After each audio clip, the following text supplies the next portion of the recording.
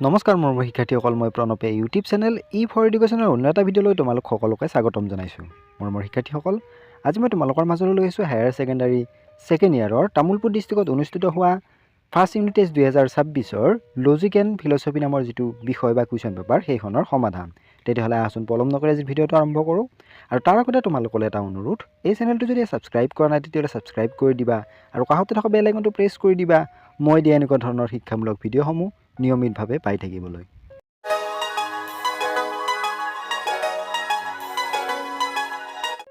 প্ৰশ্ন নম্বৰ 1, অতি চমুকৈ উত্তৰ দিয়া প্ৰত্যেকটোৰ কাৰণে 1 নম্বৰকৈ দিয়া হৈছে। কুৱেশ্যন নম্বৰ এ, তৰ্ক বিজ্ঞানৰ আদৰ্শ কি? তৰ্ক বিজ্ঞানৰ আদৰ্শ হ'ল সত্যতা। কুৱেশ্যন নম্বৰ বি, প্ৰকৃতিৰ একৰূপতা বিধি আগমন অনুমানৰ আকাৰগত বা বস্তুগত ভিত্তি। ইয়াৰ উত্তৰটো হ'ব প্ৰকৃতিৰ একৰূপতা বিধি আগমন অনুমানৰ আকাৰগত ভিত্তি। কুৱেশ্যন নম্বৰ চি, কাৰণৰ পৰিমাণগত লক্ষণ কি নিয়মৰ ওপৰত প্ৰতিষ্ঠিত? উত্তৰটো হ'ব পদাৰ্থ বিজ্ঞানৰ দ্ৰব্য আৰু অবিনশ্বৰতা নিয়মৰ ওপৰত কাৰণৰ পৰিমাণগত লক্ষণ প্ৰতিষ্ঠিত। প্ৰশ্ন নম্বৰ ডি, নিৰীক্ষণত ঘটনাবিলাক নিৰীক্ষকৰ সম্পূৰ্ণ নিয়ন্ত্ৰণাধীন হয়নে? উত্তৰটো হ'ব নিৰীক্ষণত ঘটনাবিলাক নিৰীক্ষকৰ সম্পূৰ্ণ নিয়ন্ত্ৰণাধীন নহয়। কুৱেশ্যন নম্বৰ ই, সাদৃশ্যায়নৰ সিদ্ধান্ত নিশ্চিত সম্ভাৱনামূলক। সাদৃশ্যায়নৰ সিদ্ধান্ত হৈছে সম্ভাৱনামূলক। প্ৰশ্ন নম্বৰ 2, চমুকৈ উত্তৰ দিয়া। ইয়াৰ কাৰণে 2 নম্বৰকৈ দিয়া হৈছে। কুৱেশ্যন নম্বৰ 1, নিগমন অনুমান আৰু আগমন অনুমানৰ মাজত দুটা পাৰ্থক্য উল্লেখ কৰা। নিগমন আৰু আগমন অনুমানৰ পাৰ্থক্য দুটা হৈছে। পইণ্ট নম্বৰ 1, নিগমন অনুমানত সামান্যৰ পৰা বিশেষ সত্যত উপনীত হোৱা যায়, আনহাতে আগমন অনুমানত বিশেষৰ পৰা সামান্য সত্যত উপনীত হোৱা যায়। দ্বিতীয় পাৰ্থক্যটো হ'ল নিগমন অনুমানৰ সিদ্ধান্ত আশ্ৰয় বাক্যতকৈ বেছি ব্যাপক হ'ব নোৱাৰে, আনহাতে আগমন অনুমানৰ সিদ্ধান্ত আশ্ৰয় বাক্যতকৈ বেছি ব্যাপক। প্ৰশ্ন নম্বৰ 2, প্ৰকৃতিৰ একৰূপতা বিধিৰ দুটা উদাহৰণ দিয়া। প্ৰকৃতিৰ একৰূপতা বিধিৰ দুটামান উদাহৰণ তলত উল্লেখ কৰা হ'ল।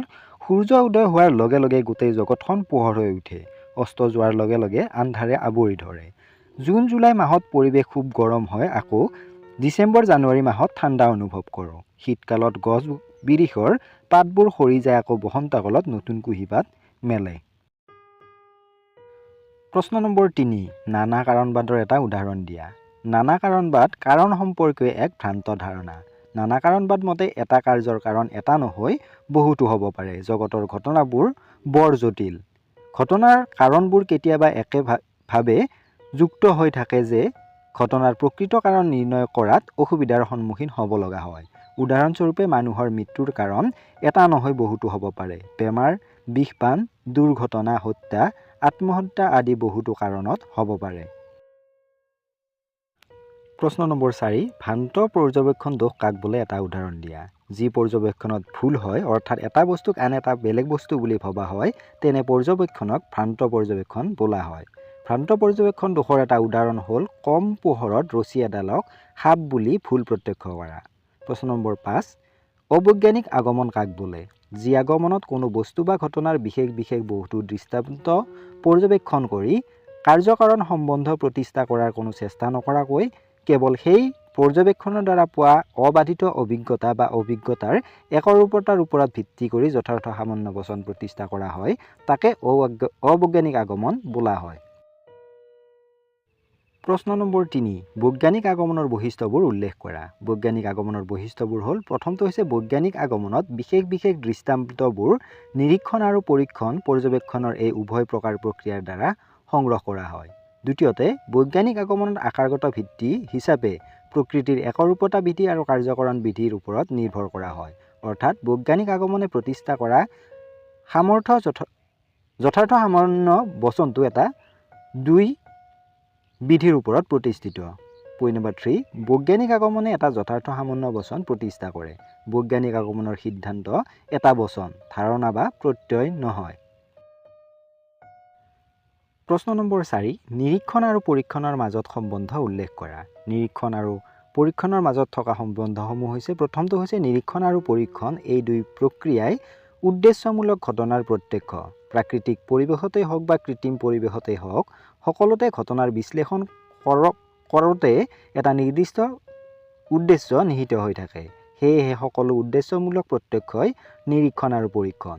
দ্বিতীয়তে নিৰীক্ষণ আৰু পৰীক্ষণ উভয় প্ৰকাৰে নিৰ্বাচনাত্মক উদ্দেশ্য আগত ৰাখি দুই প্ৰক্ৰিয়াতে প্ৰত্যক্ষ বিষয়বস্তু নিৰ্বাচন কৰি লোৱা হয়।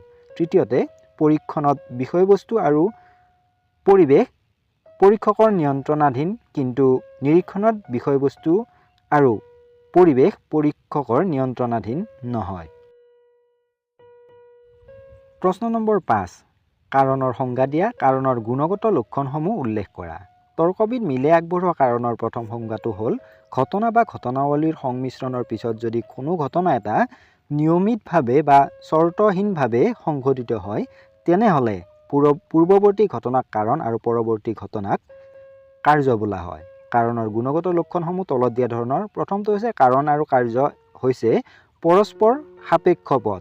কাৰণ নহ'লে কাৰ্যৰ অৰ্থ আমাৰ মনত স্পষ্ট নহয়, আৰু কাৰ্য নহ'লেও কাৰণৰ অৰ্থ আমাৰ মনত ৰেখাপাত নকৰে। কিন্তু প্ৰকৃতিৰ ৰাজ্যৰ এনে কোনো ঘটনা নাই যাক সদায় কাৰণ বা সদায় কাৰ্য বুলি ক'ব পৰা যায়। একোটা বস্তুৱে এটা ঘটনাৰ সম্বন্ধত কাৰণ আৰু অন্য এটা ঘটনাৰ সম্বন্ধত কাৰ্য হ'ব পাৰে।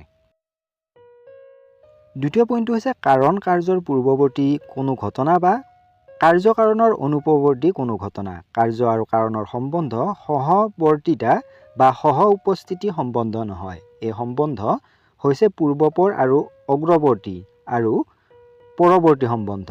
কিছুমান তৰ্কবিদে কাৰণ আৰু কাৰ্যৰ মাজত কোনো সাময়িক ব্যৱধান মানি ল'ব নোখোজে। তৃতীয়তে কাৰ্য কাৰণৰ পূৰ্বৱৰ্তী ঘটনা হ'লেও যিকোনো পূৰ্বৱৰ্তী ঘটনাই কাৰণ হ'ব নোৱাৰে।